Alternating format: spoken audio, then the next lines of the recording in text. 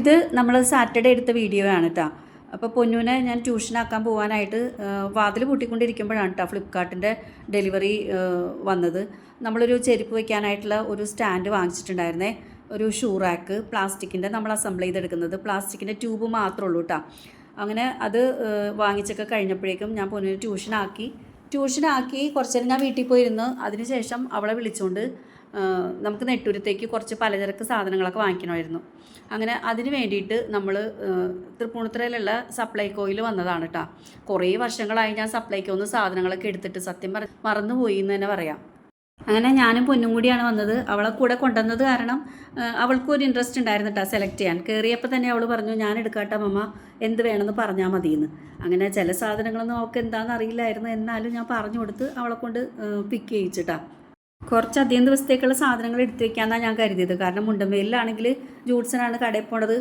പിന്നെ ജോലി കഴിഞ്ഞ് വരുമ്പോൾ ജൂട്ട്സ് അത് വേണം ഇത് വേണം എന്ന് പറഞ്ഞൊരു മെസ്സേജ് അങ്ങോട്ട് ഇട്ടാൽ ജൂട്ട്സൺ ചിലപ്പോൾ വരുമ്പോൾ വാങ്ങിച്ചുകൊണ്ട് വരും.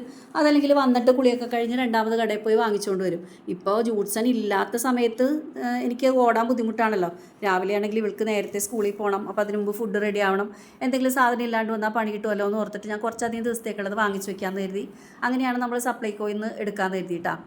അങ്ങനെ അത്യാവശ്യം ഒരുപാട് ബൾക്കായിട്ടൊന്നും വാങ്ങിച്ചൊന്നുമില്ല, എന്നാലും അത്യാവശ്യം കുറച്ച് സാധനങ്ങളൊക്കെ നമ്മൾ വാങ്ങി.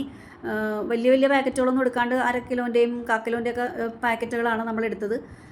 അതൊക്കെ കഴിഞ്ഞ് ബില്ല് ചെയ്തു. പക്ഷേ ബില്ല് ചെയ്തപ്പോഴാണ് ഞാൻ റേഷൻ കാർഡ് എടുക്കാൻ മറന്നുപോയായിരുന്നേ. അപ്പോൾ റേഷൻ കാർഡ് എടുത്തെങ്കിൽ നമുക്ക് സബ്സിഡി ഉള്ള സാധനങ്ങൾക്ക് സബ്സിഡി കിട്ടണമെങ്കിൽ റേഷൻ കാർഡ് വേണം.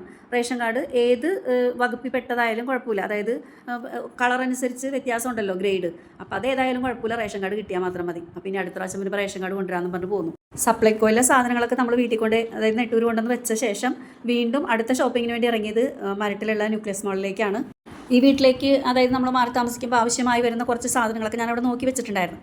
അവിടുത്തെ പർച്ചേസിംഗ് ഒക്കെ കഴിഞ്ഞ് ബില്ലടിക്കലും കഴിഞ്ഞപ്പോഴേക്കും മണി 1:30 ആയിട്ടുണ്ടായിരുന്നു കേട്ടോ.